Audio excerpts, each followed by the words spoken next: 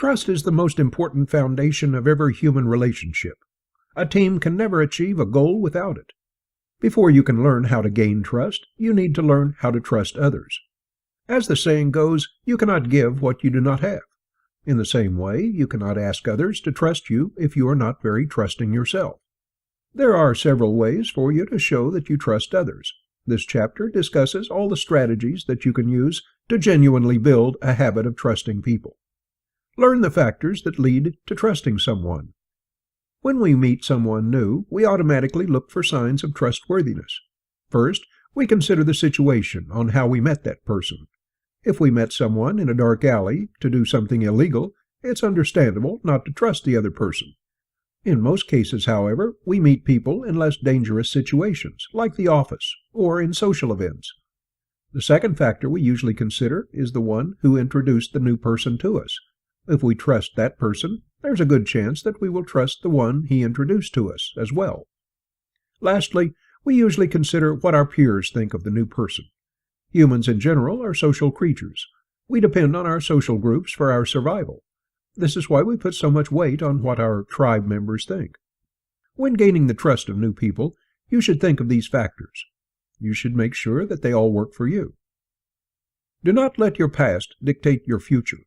On a personal level, people also base their trust on the experiences that they've had in the past. Some people who have been in bad relationships in the past find it difficult to trust future partners.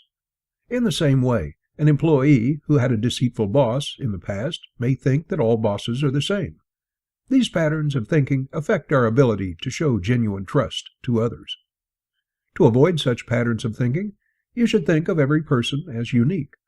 Think of people as trustworthy unless their behaviors show otherwise. Only if you open your mind to this possibility will you be able to develop the habit of trusting people. Forgive past mistakes and leave them in the past. Most people who lack the ability to trust others have been disappointed, frustrated, or betrayed in the past.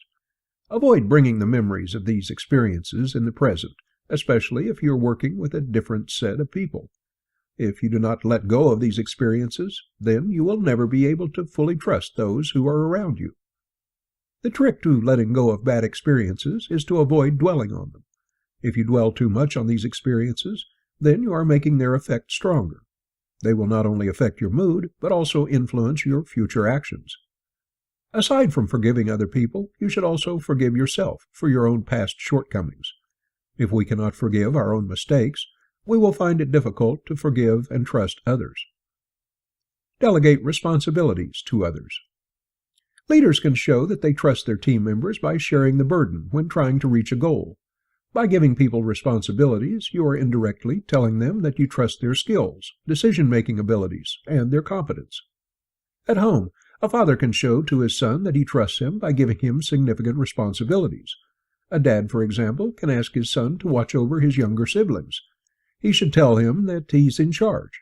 For some children, the word "in charge" means that they are closer to adulthood.